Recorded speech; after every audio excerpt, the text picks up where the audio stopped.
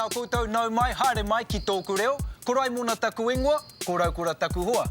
Kia ora Raimona, and tēnā koutou katoa nau mai ki tōku reo. TŌKU reo is a fresh approach to learning te reo Māori based on a tried and tested method, Professor John Moorfield's Te Whanaka series. Well, today we're celebrating another milestone. We, and when I say we, I mean you, have completed the first half of the course. Congratulations. So, after the big test last week, we're going to spend the next 2 weeks reviewing what we've learned so far. Now, for those of you who struggled in the test, this is your chance to make up time. And for those of you who creamed it, wow, you can cruise for a bit in preparation for the next half of the course. That's the one. So, we're turning back the clock today to our first week of the course, where we learned all about greetings. Whānau, see you on the other side. Grammar time. Ka tipu, ka ora, hei!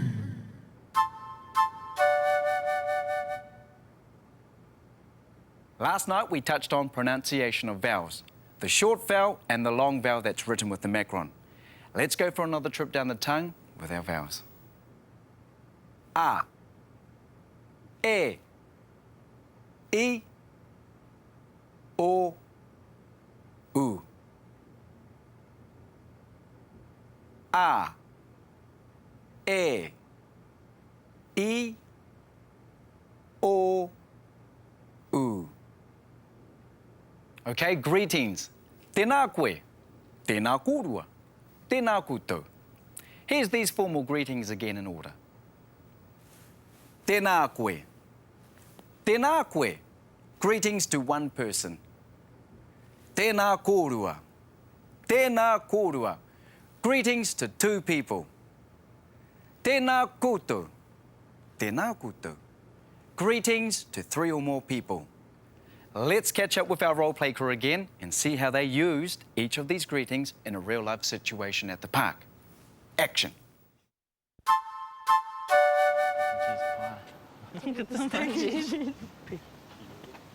Tēnā koe. Tēnā koe, Mahina. How's things? Awesome. We're just going to the movies. This is my friend, Rangi. Tēnā koe, Rangi. Tēnā koe. Check this out, bro. It's my new ride.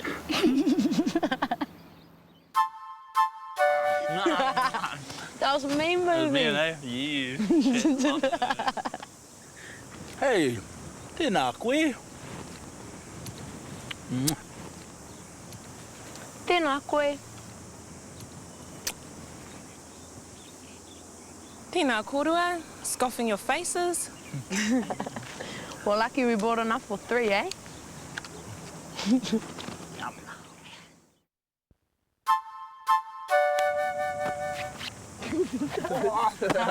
Hey, shot!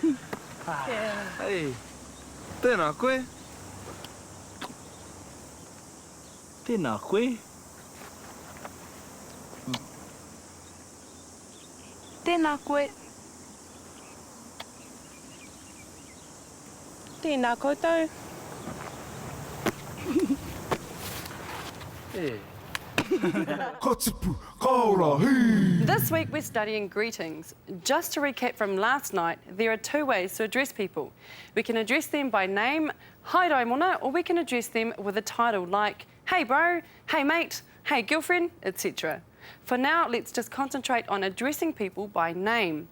We're going to drop you into that 100% Te Reo Māori conversation shortly to see if you can pick out these greetings. But before that, let's revisit that e rule. If a Māori name has 2 vowel sounds or less, the name is preceded by e. Take a look. If you bumped into Tu, you would say kia ora e Tu, because Tu's name only has 1 vowel sound. If you bumped into Hata, Hata has only 2 vowel sounds, so we say kia ora e Hata. Again, here's the rule. If a Māori name has 2 vowel sounds or less, the name is preceded by e. This language pattern is fine for short names, but when you're addressing people with longer names, more than 2 vowel sounds, the e is dropped.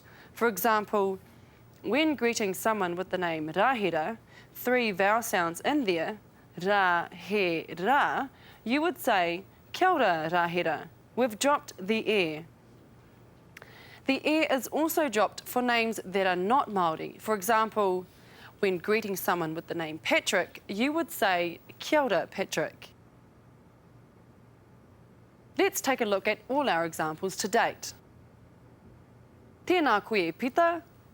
Hello, Peter. Kia ora e Hera. Hi, Hera. Tēnā koe e T. Kia ora, T. Kia ora e Mu. Hi, Mu. Tēnā koe Ani. Hello, Ani. Tēnā koe Juani. Hello, Juani. Kia ora, Moana. Hi, Moana. Kia ora, Madeline. Hi, Madeline. Tēnā koe, Kataraina. Hello, Kataraina. Kia ora, Cheryl. Hi, Cheryl. Hopefully by now you're well versed in the air rule. This is the perfect time to review our role plays for this grammar point. We'll play them down one last time, back to back, to get them clear before moving on.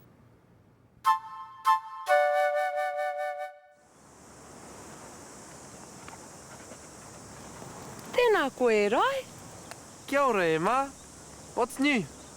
Nothing much, just taking the dog for a walk. Oh, what's your dog's name? This beautiful girl's name is Pepe. Oh, what a cool dog. Kia ora, Pepe.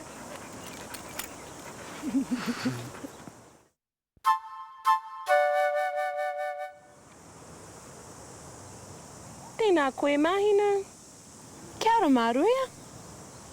Did you bring the ball? Yeah, bro. So you bought Ray too. Choice. Tēnā kōrua. Don't think you can play touch at the park without the star now. Kia ora, Ray.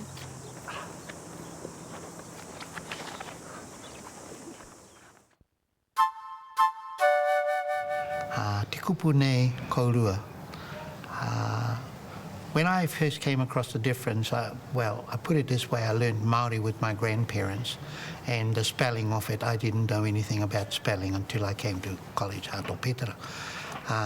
And then I noticed the difference only when I saw the spelling. And it's mainly from my people from Te Arawa, who I really picked it up from. They were saying kōrua, K-O-R-U-A, and I was saying kōrua. But as I was just explaining, it's the same as koutou, K-O-U-T-O-U, and kōrua is, one on, there's three or more, and kōrua is the two of you. But it is very common among our people up in Hokianga on our marae. That was the common term, kōrua, K-O-U. And it's spelt that way whenever I was looking at some of my old people's writings.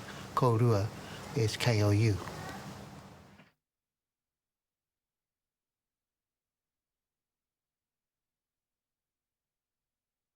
Ka tipu, ka ora, hei! Ka tipu, ka ora, hei!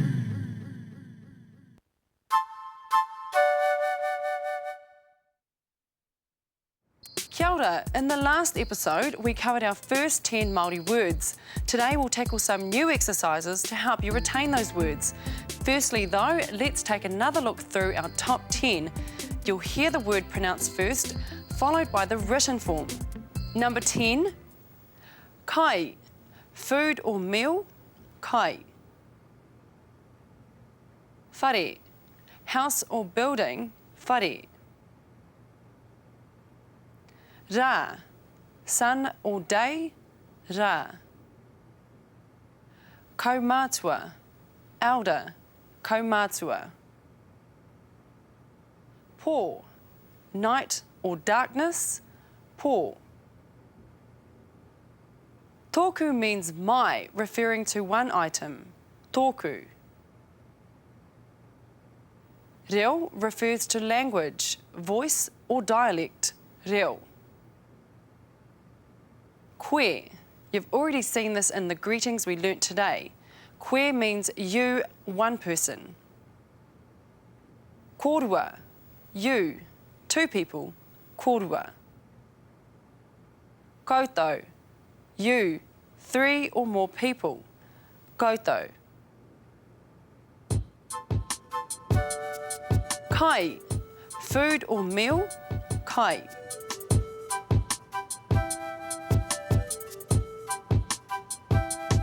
Whare, house or building. Whare.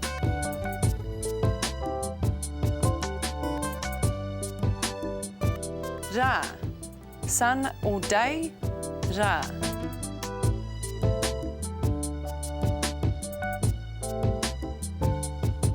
Kaumātua, elder. Kaumātua.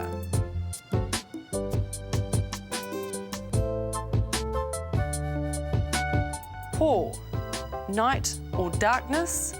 Pō. TŌKU means my, referring to one item. TŌKU. REO refers to language, voice or dialect. REO.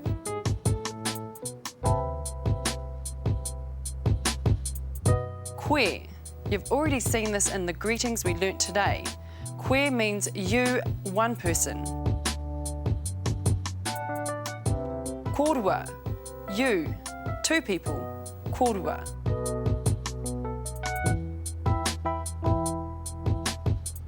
Koutou. You, 3 or more people. Koutou. I've got 10 new words for you today. You'll hear the correct pronunciation of each word first and then see how it's spelled. Now, we're going to take all 10 words in one go, so hold on tight. Counting down, and at number 10, we have hoa, used to refer to a friend or companion. Hoa. Mama. This is a loan word from the English language for mother. Mama. Tāne, which means male, man or husband. Tāne. Kōtiro, girl. Kōtiro. Tamaiti, child or boy. Tamaiti. Pepi, a loan word for baby. Pepi. Kuia, an elderly woman or grandmother. Kuia. Papa, father or uncle. Papa. Mokopuna, grandchild. Mokopuna. Whānau, family or extended family. It can also mean birth or to be born. Hoa, used to refer to a friend or companion. Hoa.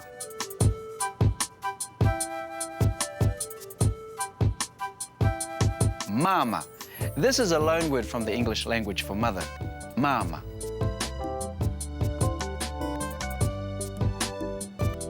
Tāne, which means male, man or husband.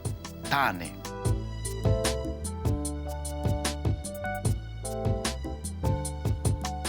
Kōtiro, girl.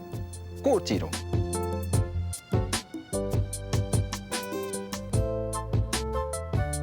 Tamaiti, child or boy. Tamaiti.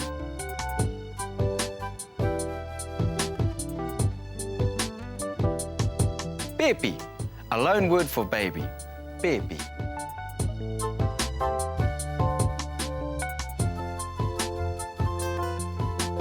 Kuia, an elderly woman or grandmother. Kuia.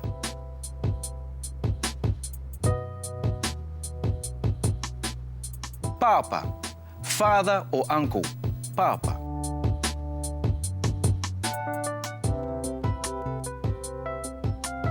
Mokopuna, grandchild. Mokopuna.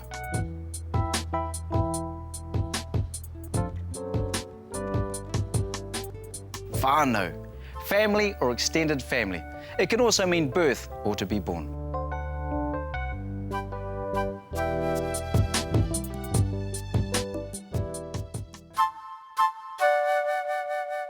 Our new word for this week is taken from the playground. Tārere, or swing. It is a traditional word taken from the days when the tupuna would go into the bush, kata hanging vine and cling onto it and swing out over the bush or over streams. So we've taken that traditional word and want it to be used today as a swing, tarere.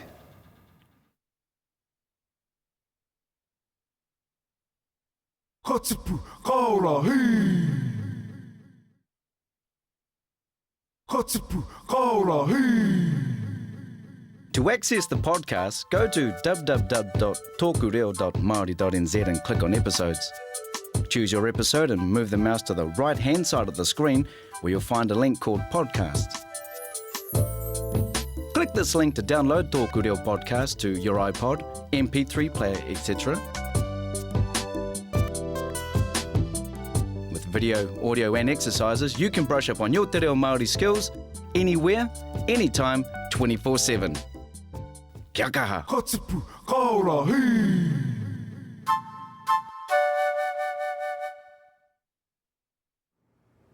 We're about to play you a clip of some native speakers speaking in 100% te reo Māori. Oh, yikes, you reckon?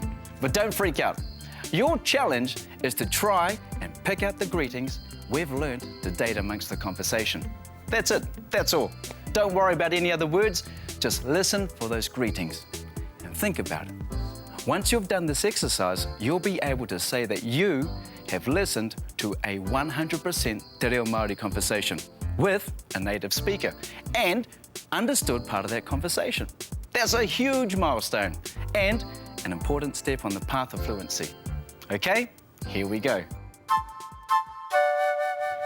Te ahua rā te ngā kupu mihi runga I wa tātou marae. E rongo tēnei e tahi e mea nei tēnā koe, tēnā kourua, tēnā koutou. Ai, huria tuna ki te katoa, ne, mo te kia koutou. Ai, kia kourua rā, e mōhio ana koe, ai, e tokorua ngā mea noho maira. Ai, engari te tēnā koe, e mōhio tuna kei e huri mai ana kia koe. Ai, ko tahi kei te hanga I te kōrero atu kia koe anake. Ai, ka ni te mōhio atu me te kia nei roto I tērā e rātu no ngā reo te reo o tauiwere. Kau ke he kupu pēra e tino awhi mai ana I te tangata? E hara, ko tēnei, ko te hanga I tunu atu o te kōrero. Ko tahi ki te tai, ko tahi ki te tai ne, hanga I tunu te kōrero. Ko tahi ki te tokorua, tēnā kōrua. Ai. Ko tahi ki te whānau katoa, tēnā koutou katoa. Te kōrero atu, I ki te rā tātou I te marae a hau nei a koe. Ana, ai, tēnā kōrua, ka whi mai ngā ringa, kua whi mai ki te tinana tēnā kōrua. Ana e ki nā koe, tēnā koutou ka titiro atu ki te marae whānui, ana ko kōrero atu ki te iwi whānui. Tēnā koutou katoa ana, ko te iwi katoa tērā e karangai atira. Tēnā koutou katoa. Tika ana. And now we'll play it again. This time, when one of our greetings is used, you'll see the screen flash. Listen carefully. Te ahua rā te ngā kupu mihi runga I wa tātou marae. E rongo tēnei e tahi e mea nei tēnā koe, tēnā kōrua, tēnā koutou. Ai, huria tuna ki te katoa, ne, mo te kia koutou. Ai, kia kōrua rā, e mōhio ana koe, e tokorua ngā mea noho maira. Ai, engari te tēnā koe, e mōhio tuna kei e huri mai ana kia koe. Ai, ko tahi kei te hanga I te kōrero atu kia koe anake. Ai, ka ni te mōhio atu me te kia nei roto I tērā e rātu no ngā reo te reo o tauiwere. Kau ke he kupu pēra e tino awhi mai ana I te tangata? E hara, ko tēnei, ko te hanga I tunu atu o te kōrero. Ko tahi ki te tai, ko tahi ki te tai ne, hanga I tunu te kōrero. Ko tahi ki te tokorua, tēnā kōrua. Ko tahi ki te whānau katoa, tēnā koutou katoa. Te kōrero atu, I ki te rā tātou I te marae a hau nei a koe. Ana, ai, tēnā kōrua, ka whi mai ngā ringa, kua whi mai ki te tinana tēnā kōrua. Ana e ki nā koe, tēnā koutou ka titiro atu ki te marae whānui, ana ko kōrero atu ki te iwi whānui. Tēnā koutou katoa ana, ko te iwi katoa tērā e karangai atira.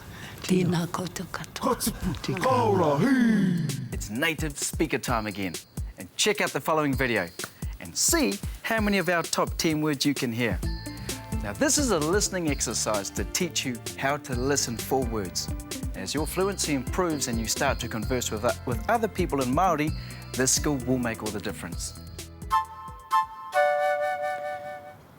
Taku heilenga mai ki tāmaki makaurau nohoi, ka moke au ki taku whānau, ka moke au ki te reo o te kainga. Ka haere ki kite te tahi o ngā kaumātua o te kainga I konei tāmaki ne nohana. Kei te taingatu ki tana whare, ko pō kē te rā. Nā, ka kaitahi māua, ka koro te atu hau taku take ki ai. Ka mamai, hamai tawa, hea tawa ki kite I te tahi o ngā kuia o te kainga kei konei tata neanua nohana. Nā ka hae mau ki kite I te kuia nei, kei te haunga atu ki tana whare, ka mihi mai, tēnā koe, e moko, tēnā kaurua, ko maotahi rā hoki ko taku karanga matua nei, e hau atu ana. O tira tēnā koutou tātou I o tātou tinimate. I mōhio te kuia nei ki oku tūpuna tuarua. Ka haka marama tau kia e hea take here ki tana whare. Moke ki te reo. Ka meinga mai kia au, pai ana, kau e mea mo te reo te take I tatu mai koe ki taku whare. Mo tōku reo te take, me pene ke tō koro. Haere mai koe tēni rā, he whanaunga. E kore ngaro I a hau, he whanaunga taua, ka tangi ngā toto ki ngā toto.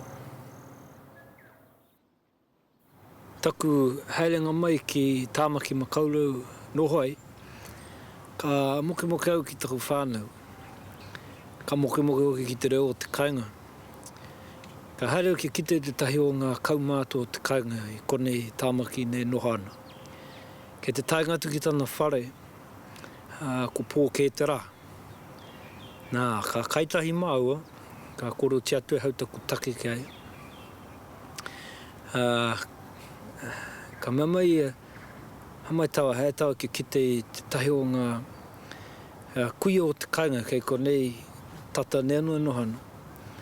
Nā ka hae mau ki kite I te kuia nei, kei te haunga atu ki tana whare, ka mihi mai, tēnā koe, e moko, tēnā kaurua, ko maotahi rā hoki ko taku karanga matua nei, e hau atu ana.